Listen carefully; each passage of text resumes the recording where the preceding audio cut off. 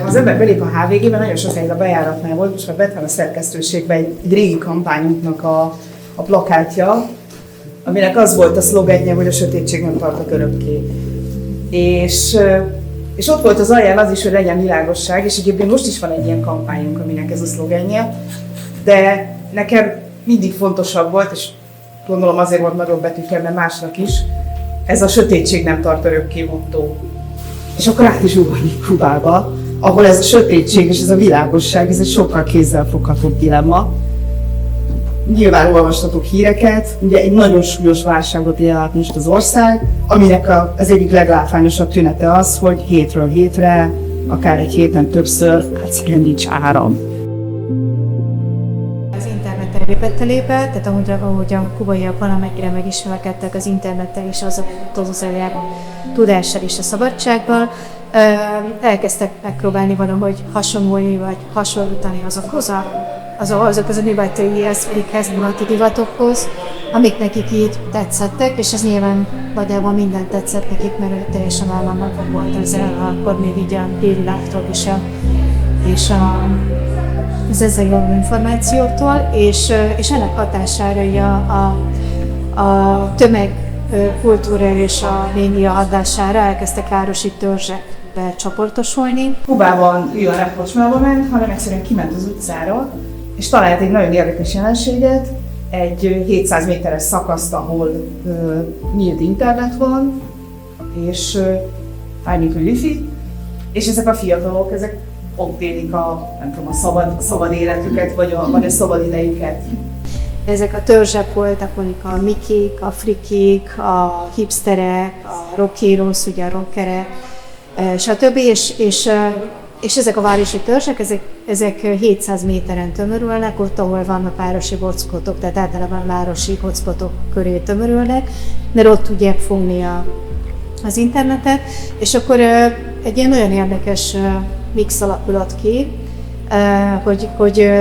hogy egyfelől egy kicsit olyan, mint amikor a falvakban ülnek ki az idős nénik, meg bácsik, vagy ültek ki még régenben, és akkor ott itt fadelkáztak és beszélgettek, és a padról nézték, hogy mi történik a nagyvilágban. De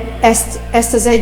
az egészet, ezt nagyon alakította az, hogy egyrészt, amikor én 2025. január 14-én érkeztem, aznap iktatták be a Trumpot, és már ott nagyon érezni lehetett, hogy ott ezt a kubaiak ezt nagyon tehát, hogy érzik is, és nagyon rosszul is vették. Tehát az egész városban érezni lehetett egy feszültséget, ha Magnában voltam, és ott nagyon érezni lehetett egy ilyen feszültséget, egy ilyen feszült várakozást, hogy most mi lesz. És akkor, hogyha azt gondoljátok, hogy ez Magyarországon is igaz, akkor azt gondolom, hogy egyetérthetünk. Ugye a Világi Könyvében is szerepel, és hát tudjuk azt is, hogy nagyra tenni az megbecsülni, hogy hányan hagyták el Magyarországot, de egy konzervatív becslés is azt mondja, hogy legalább 500 000 ember megkel 2010 óta. Tehát sokszor van olyan, hogy a vizet konkrétan elviszi az egyik utcából a másikba, ahol a szálloda van, és akkor a helyi embereknek még nincs mondjuk víz, vagy gáz. Hallottam olyan történetről is például, hogy egy hónapon keresztül nem volt víz mondjuk egy egész lakóházban, és akkor arra rendezkedtek be ezek az emberek, hogy lementek reggel gödörbe a vízért, és ezt így vitték föl a x-edik emeletre, és ezzel mentek el napok. Tehát ott is naponta ment el az áram, ott ahol laktam, hogy gyakorlatilag egyáltalán nem volt internet, tehát minden nap ilyen 10 kilométert kellett gyalogolni, hogy egy olyan helyre érjek, ahol tudtam fogni a wifi-t, és akkor jöttem rá, hogy ezek az emberek, ezek gyakorlatilag annyira nincs nekik semmiük, és annyira a túlélésre vannak berendezkedve, hogy egyrészt ezért sem nagyon van ide, nem marad idejük azon gondolkodni, hogy egyébként milyen helyzetben vannak, mert hogy folyamatosan azon gondolkodnak, hogy hogyan szerezzenek be élelmet maguknak, mert ugye